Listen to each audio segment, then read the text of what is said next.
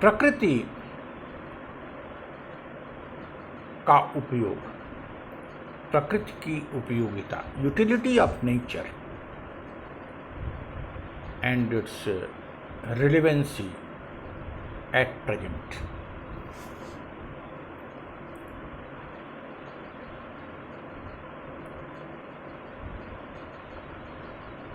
जीवन जीने के लिए, जीवन को बनाए रखने के लिए जिन चीज़ों की आवश्यकता है प्रकृति ने हमें प्रदत्त कर रखा है। लेकिन विकास के साथ हमारी आवश्यकताएं बढ़ती गई और तमाम आवश्यकताओं की पूर्ति के लिए हमने प्राकृतिक साधनों से ही कृत्रिम चीज़ों का आविष्कार किया।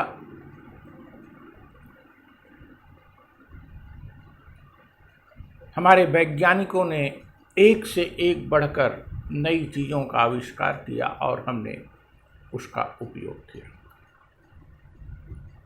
और हम उसके उपयोग के अभ्यस्त होते जा रहे हैं। मानव ने प्रकृति पर ही विजय प्राप्त कर ली है,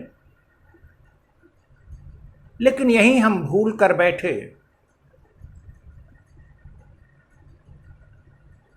कि जो हमारी प्राथमिक आवश्यकताएं हैं वह प्रकृति ही पूरी कर सकती है,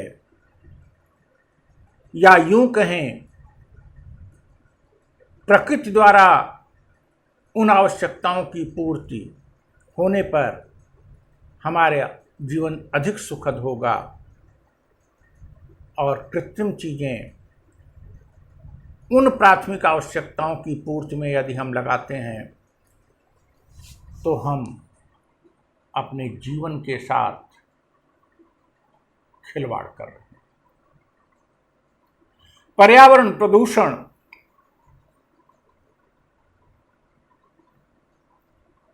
ग्लोबल वार्मिंग और अब कोरोना संकट, इन सब के परिप्रेक्ष्य में हम बातें करते हैं। हमें जीने के लिए वायु चाहिए, प्रकृति में मौजूद है। हमें अपने शारीरिक विकास हेतु, पोषण हेतु जल चाहिए और भोजन चाहिए। प्रकृति में पौधे और जल दोनों विद्यमान हैं। पौधे न केवल अपने लिए अपितु सभी के लिए भोजन बनाने का कार्य करते हैं। हमें अपने दैनिक क्रियाकलापों के लिए ऊर्जा चाहिए। सूर्य का प्रकाश हमेशा हमारे लिए उपलब्ध है।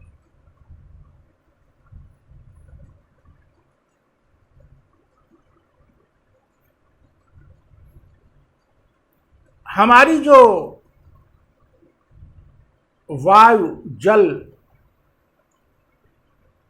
भोजन और ऊर्जा की आवश्यकताएं हैं, उन सब के लिए हमने कृत्रिम साधनों का भी आविष्कार किया।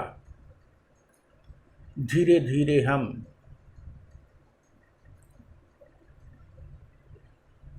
पौधों की पत्तियों, फलों, जड़ों, तनों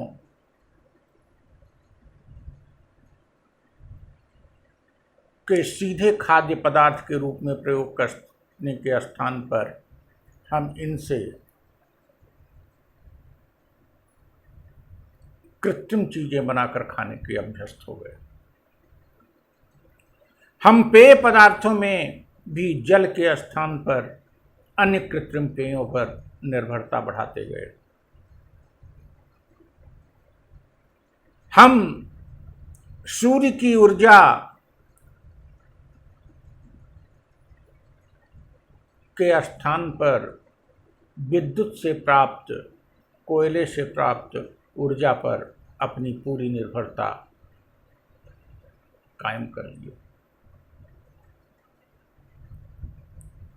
लेकिन हमारे शरीर के लिए तो ये प्राथमिक वस्तुएं आवश्यक हैं। क्या सूर्य से जो ऊर्जा हमको मिलती है हमारे शरीर को, वह कभी पेट्रोलियम से, इलेक्ट्रिसिटी से, कोयले से या न्यूक्लियर एनर्जी से मिल सकती है? मिल तो सकती है, लेकिन जो लाभ उस प्राथमिक ऊर्जा से हमें मिलेगा, अगर हम सीधे उसको लेते हैं, वो इससे नहीं मिलेगा। इस पर निर्भरता पूरी तरह से करने का मतलब है हम अपने शरीर को वास्तविक खुराक नहीं दे रहे हैं। जल, प्राकृतिक जल के स्थान पर अगर हम कृत्रिम पेय अधिक उपयोग करते चले जाएंगे तो क्या होगा? इसी प्रकार से पोषण, यहां तक कि जब पोषण की बात करते हैं तो पौधों के बीजों से, फलों से, फूलों से, जड़ों से, तनों से, पत्तियों से जो कृत्रिम चीजें हम बनाते हैं,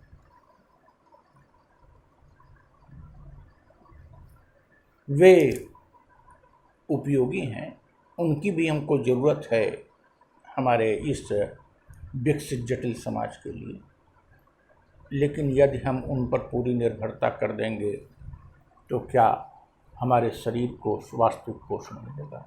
यही नहीं,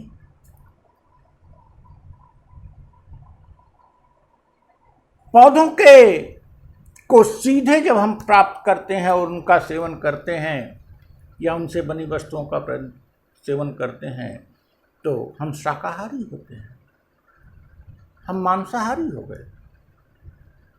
मांसाहारी तब था जब हम पौधों का पूरी तरह से उपयोग करने में सक्षम नहीं थे। ये जो जंतु हैं, ये पौधों से प्राप्त पदार्थों का सेवन करके ही तो मांस उनका बना है, तो वो भी कृत्रिम पदार्थ है। दूध भी एक ढंग से कृत्रिम है और बहुत से लोग उसको वेज नहीं मानते। तो इस प्रकार से मांस, दूध, इन सब पर हमारी निर्भरता बढ़ी। खास करके मांस पर जो निर्भरता बढ़ती गई वह कृत्रिम पदार्थ है। हम वेज से नॉन वेज होते चले गए।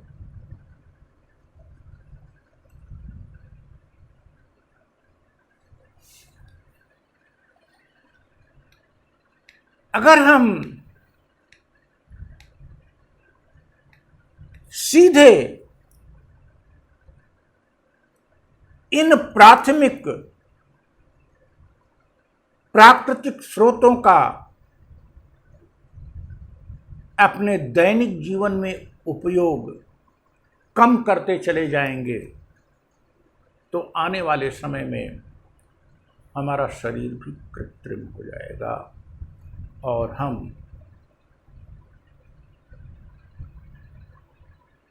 प्राकृतिक विपदाओं, महामारियों को झेलने की हमारी शक्ति कम हो जाएगी।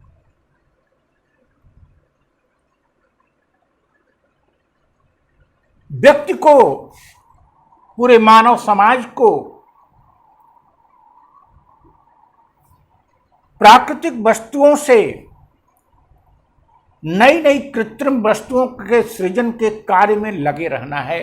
उसे रोकना, हमारे विकास पर प्रश्न चिन्ह लगाना होगा। उसको सृजन हम करते रहें।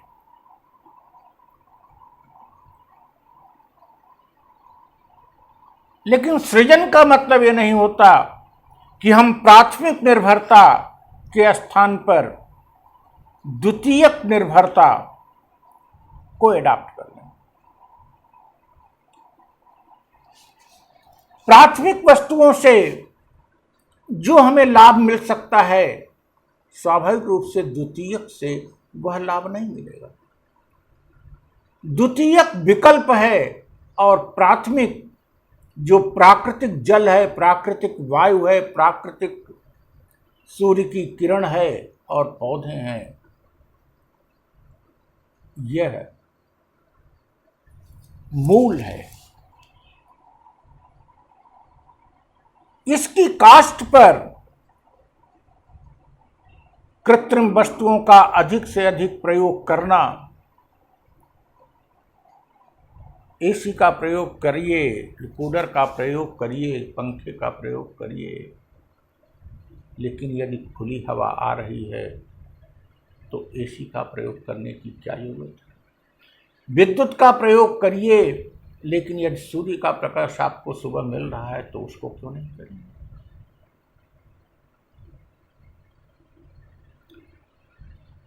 अर्थात प्राथमिक वस्तुओं को संरक्षित रखना और उसका समुचित उपयोग करना मानव जीवन के लिए, मानव समाज के लिए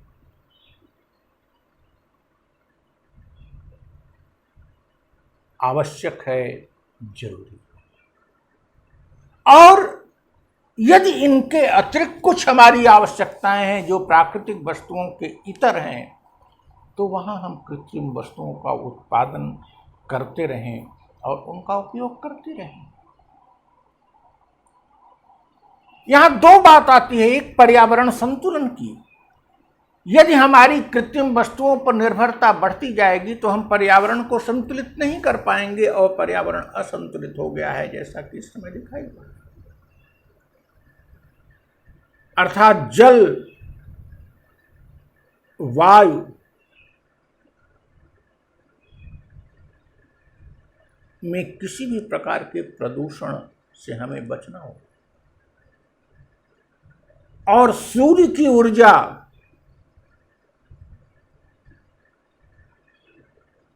का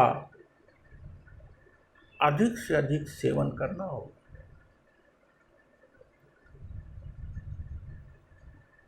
वृक्षों, पौधों की प्रशस्तता में वृद्धि करना होगा, वही हमारे जीवन रेखा है। ऑक्सीजन भी पौधे देते हैं। जो वायुमंडल में ऑक्सीजन की मात्रा बैलेंस है वो बिकॉज ऑफ प्लांट्स फोटोसिंथेसिस करते हैं, ऑक्सीजन निकालते हैं। ऑन द अदर हैंड जो हमारे लिए हानिकारक है, कार्बन डाइऑक्साइड, उसको एब्जॉर्ब करते हैं। हमें कार्बोहाइड्रेट चाहिए, प्रोटीन चाहिए, विटामिन्स चाहिए, इन सब के स्रोत प्लांट्स हैं। वृक्षारोपण, हरियाली, पौधों को उगाना, वृक्षों को संरक्षित रखना, जल में प्रदूषण न फैलाना, यह न केवल हमारा राजनीतिक सामाजिक दायित्व है, अपितु यह व्यक्तिगत दायित्व है।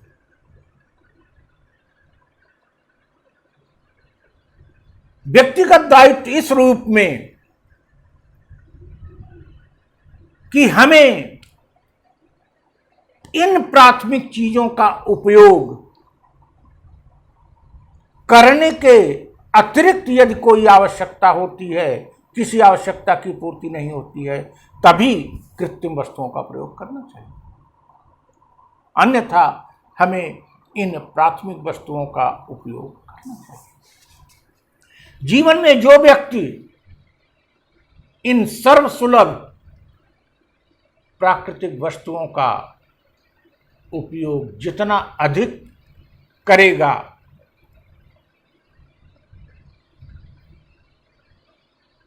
उसका शरीर उतना ही स्वस्थ होगा और उसका मानसिक स्तर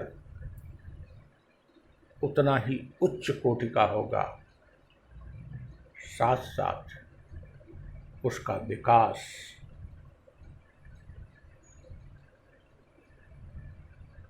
और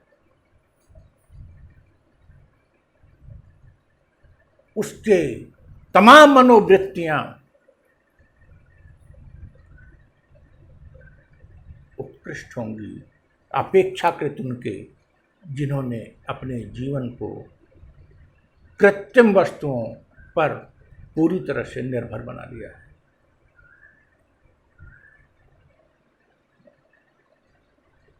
आई मीन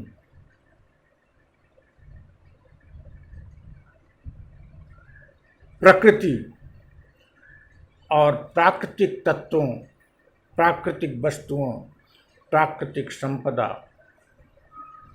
के महत्व को समझिए, अपने जीवन में इनकी उपयोगिता को पहचानिए, साथ साथ